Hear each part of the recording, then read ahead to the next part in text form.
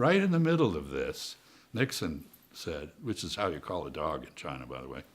You call a person like this. But anyway, come over, and he said, I want to apologize to you. And there were tears in his eyes. He said, I shouldn't have done that.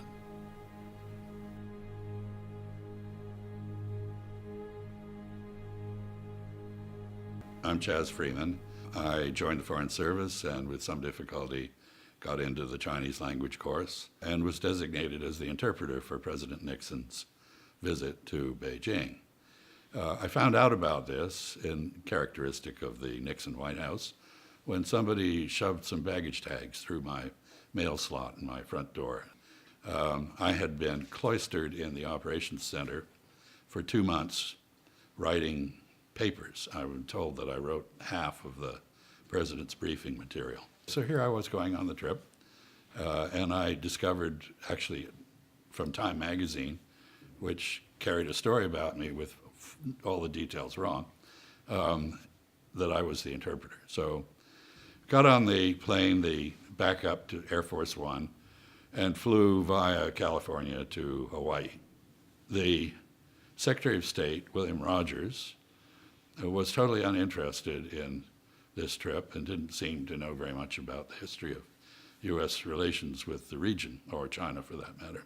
Nixon was sequestered. Nobody would tell me what I was expected to do.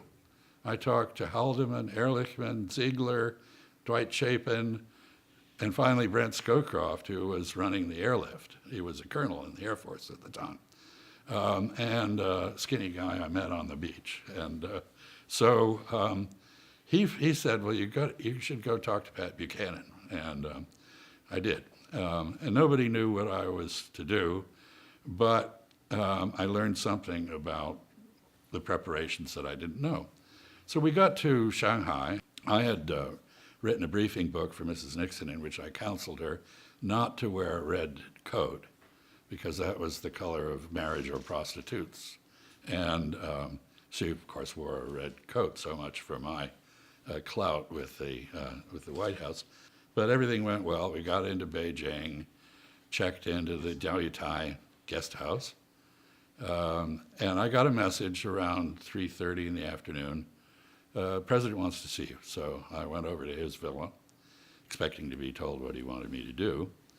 And he came in. He was a bit taller than I, and there was a big groove in his nose with 3 black hairs coming out of it, on which there were little bits of Max Factor makeup. I had practically never seen a man in makeup outside a television studio before, so this was a little impressive. He just said, I've heard great things about you, glad to meet you, and turned around and went out. So I still didn't know what I was to do. He then went off to see Chairman Mao by himself with nobody from the State Department. About 8:30 when I got called back over to his villa, and Dwight Chapin, who was the appointments secretary, came out and he said, President wants you to interpret his banquet toast tonight. I said, fine. May I see the text? He said, I don't think there is a text. I said, well, Mr. Chapin, I know you're wrong about that. But he said, no, the president's going to do this extemporaneously. I said, no way. Go in and see the president and get the text, please. So he comes out and he says, there is no text, and the president orders you to interpret.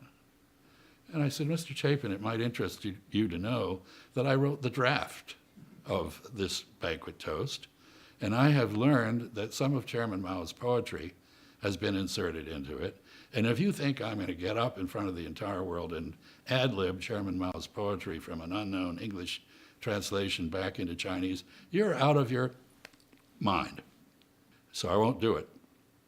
I was 27. He reached in his pocket, took out the text, gave it to the Chinese, who read it and immediately said to me, what is this poetry? And we researched together, and about 9:30 dinner started. It had all been delayed because of the Mao meeting.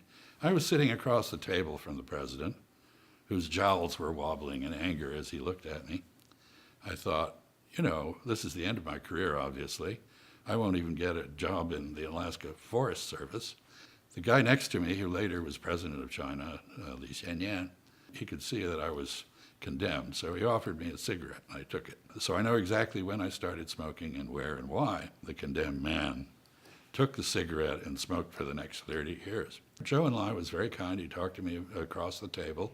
Nixon had no small talk. The next morning, it snowed in Beijing, and I managed to persuade the Chinese to let me go out to the biggest bookstore in Beijing to buy books. And I got there and I discovered there was nothing other than Marx, Engels, Lenin, Stalin, and Mao. And the Little Red Book had been retired because it had an introduction by Lin Biao, who had run a coup d'etat attempt the previous fall, so that you couldn't get that. But I was looking for something called the 24 Dynastic Histories, or the 25 perhaps.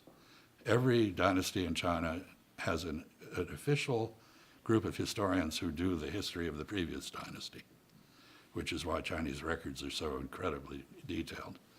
I had been told by the CIA, incorrectly, that the 25th history, meaning that of the Republic of China, the rump state of which was on Taiwan, had now been written. I wanted to buy it. No luck. I got back to into the groove of the visit, and Zhou Enlai said to me, I understand you went to the bookstore this morning, and you were looking for the 24 histories. And I said, yes. And he said, well, tell the president what they are. And so I did. And he said, well, because you're so interested in this, I'm going to give 2 sets of the 18th century edition of these histories to the United States. One to the State Department, still in the State Library. You can see it. And one to the White House. That's out in the Nixon Library. We go from Beijing to Hangzhou, where the final negotiation of the Shanghai Communique was done. It's an informal evening.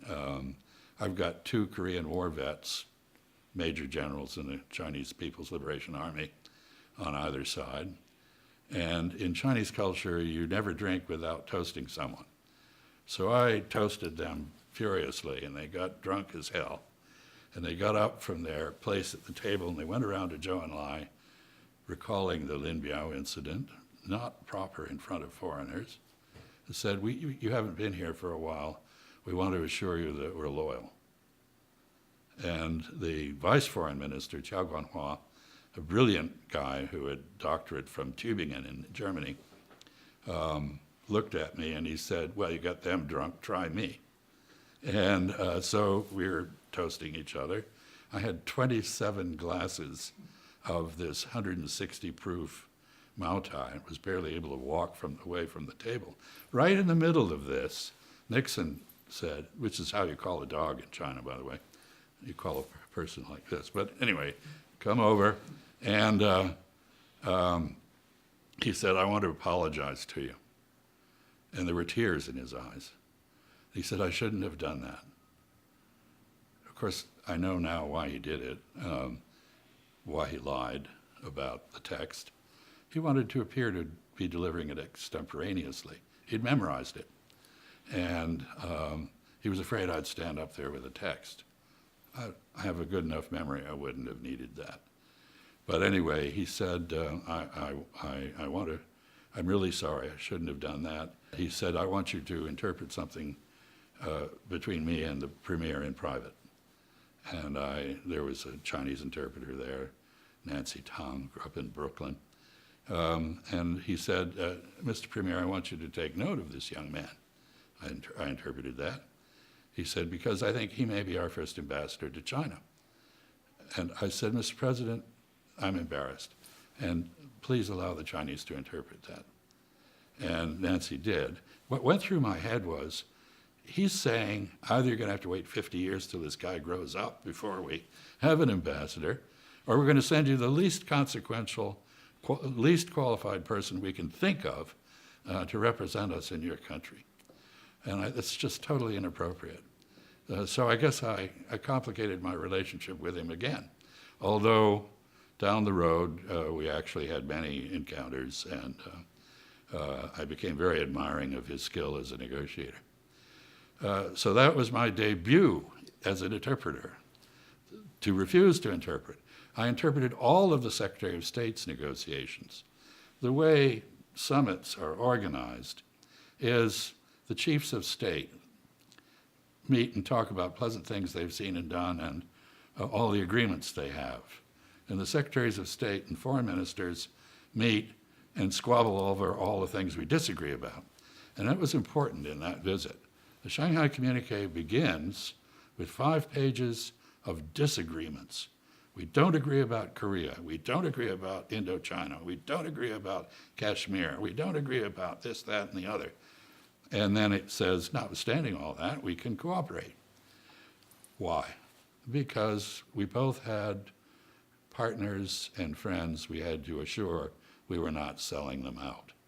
So we reiterated all of our opposition to each other in these various contexts, the one omission being Taiwan, which led to a bit of a crisis with the State Department bureaucracy, which didn't like the omission, which was, in fact, the point. Nixon was maneuvering. We had used Taiwan to contain China. Now we were going to use China to contain the Soviet Union.